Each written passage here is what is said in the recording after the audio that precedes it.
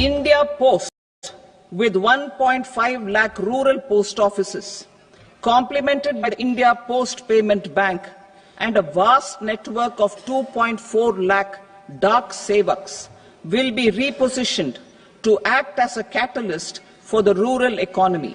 Details are at Annexure C. India Post will also be transformed as a large public logistics organization. This will meet the rising needs of Vishwakarmas, new entrepreneurs, women, self-help groups, MSMEs, and the large business organizations.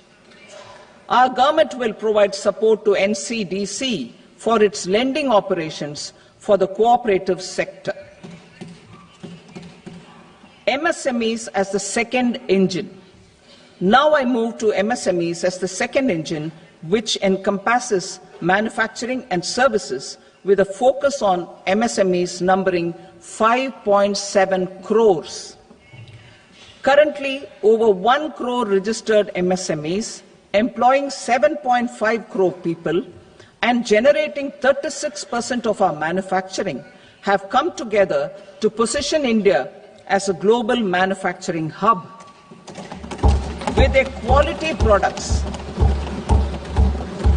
quality products, these MSMEs are responsible for 45% of our exports. To help them achieve higher efficiencies of scale, technological upgradation, and better access to capital, the investment and turnover limits for classification of all MSMEs will be enhanced to 2.5 and 2 times respectively. This will give them the confidence to grow and generate employment for our youth. The details are given in Annexure D. To improve access to credit, the credit guarantee cover will be enhanced.